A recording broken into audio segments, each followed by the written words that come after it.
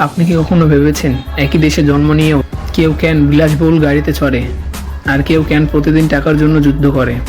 বাংলাদেশে এমন কিছু মানুষ আছেন যাদের একদিনের আয় দিয়ে আমাদের মতো মানুষের পুরো জীবনের স্বপ্ন কেনা যায়।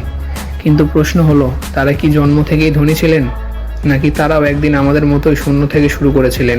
আজকের এই ভিডিওতে আমি দেখাবো বাংলাদেশের 5জন ধনী ব্যক্তি, তাদের টাকা কোথা থেকে আসে, তারা কিভাবে চিন্তা করে, এবং সবচেয়ে গুরুত্বপূর্ণ কথা, আমরা যদি তাদের জায়গায় থাকতাম তাহলে কি করতাম। এই ভিডিওটা শুধু ধনীদের গল্প না, এই ভিডিওটা আপনার আর আমার ভবিষ্যতের আয়না।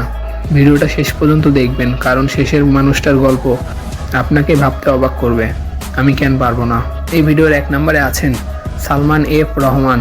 তার বাসস্থান ঢাকা শহরের সবচেয়ে অভিজাত এলাকা গুলশান বাড়িধারা এলাকায়। তার রয়েছে বিলাসবহুল বাড়ি ও রেসিডেন্স। তার আনুমানিক মাসিক আয় হলো 30 থেকে 50 কোটি টাকা। 2 নম্বরে আছেন আজিজ খান। তার বাসস্থান ঢাকার অভিজাত এলাকা বাড়িধারা ডিপ্লোম্যাটিক জোন।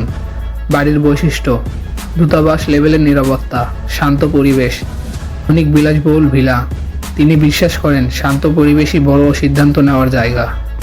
তার আনুমানিক মাসিক আয় 25 থেকে 40 কোটি টাকা। 3 নম্বরে আছেন মোহাম্মদ আবুল খায়ের। তার বাসস্থান ঢাকা শহরের ধানমন্ডি ও গুলশান সংলগ্ন এলাকা। তার বাড়ির বৈশিষ্ট্য: বড় পারিবারিক বাসা, শিল্প কিন্তু এক্সপেন্সিভ ডিজাইন। তার বাড়ি দেখে বোঝা যায় টাকা থাকলেও তিনি বিলাসে হারাননি। তার মাসিক আনুমানিক আয় 20 থেকে 35 কোটি টাকা। 4 নম্বরে আছেন মোহাম্মদ সাইফুল ইসলাম। তার বাসস্থান ঢাকার অভিজাত এলাকা গুলশান বনানী। বাড়ির বৈশিষ্ট্য: আধুনিক আর্কিটেকচার, প্রাইভেট অফিস, উন্নত নিরাপত্তা ব্যবস্থা। একই বাড়ি থেকেই কোটি টাকার সিদ্ধান্ত নেওয়া হয়। তার মাসিক আনুমানিক আয় 15 থেকে 30 কোটি টাকা। এই ভিডিওর 5 নম্বর ব্যক্তি রাকিব আলী।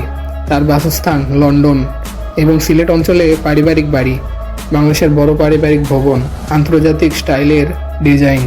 তার জীবন প্রমাণ করে দেশ ছাড়লেও শিকড় ভুলে যায়নি। আনুমানিক মাসিক আয় 10 থেকে 20 কোটি টাকা। একটা কথা মনে রাখবেন, তারা মাসে কোটি টাকা কামায় কারণ তারা একদিনের কথা না, 10 বছরের পরিকল্পনা করে। আপনি কোন বাড়ি দেখে সবচেয়ে অবাক হলেন কমেন্টে লিখুন, ভিডিওটা শেয়ার করুন এবং সাবস্ক্রাইব করতে ভুলবেন না, কারণ পরের গল্পটা হতে পারে আপনার। Goodbye. জয় শ্রীরাম।